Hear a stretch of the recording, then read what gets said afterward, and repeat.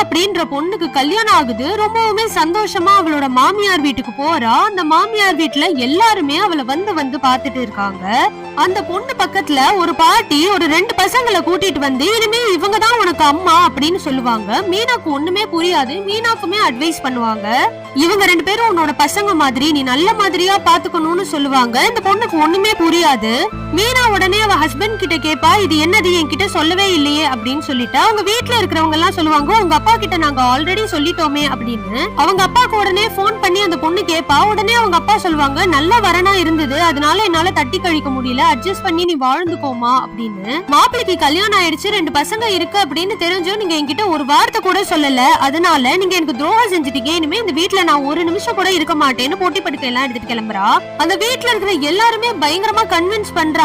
ஆனாலும் அவ கன்வின்ஸ் ஆகல. அவங்க அப்பா வந்துடுறாங்க, வந்து கெஞ்சறாங்க. வேற வழியே இல்லாம அவ ஒத்துக்கிறா, நான் இவர் கூட வாழறேன் அப்படின்னு. நான் இவர் கூட வாழ்வேனே தவிர இந்த பசங்களை என் பசங்களா என்னால ஒரு நாள் கூட ஏத்துக்க முடியாது அப்படின்னு சொல்லிடுறா. இதெல்லாம் கேட்டதும் அந்த 2 சின்ன பசங்களுக்கும் ரொம்பவுமே ஹர்ட் ஆயிடும். உடனே அவங்க அப்பா சொல்லுவாங்க, நீங்க கவலைப்படாதீங்க, ஃபர்ஸ்ட் இப்படிதான் இருக்கும், போக போக சரியா போயிரும் அப்படின்னு.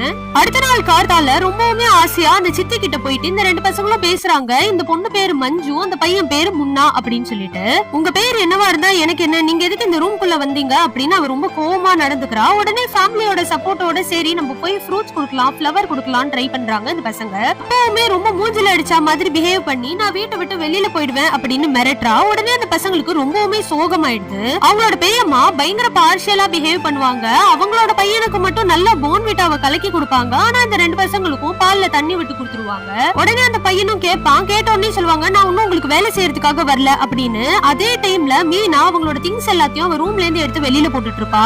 என்னோட ரூம்ல இந்த பசங்களோட திங்ஸ் எதுவுமே இருக்க கூடாதுன்னு சொல்றா. இதெல்லாம் கேட்டோடனே அந்த பசங்க நம்ம அம்மா மாதிரி எல்லாம் யாரும் இருக்க மாட்டாங்க அப்படின்னு ரொம்பவுமே ஃபீல் பண்றாங்க.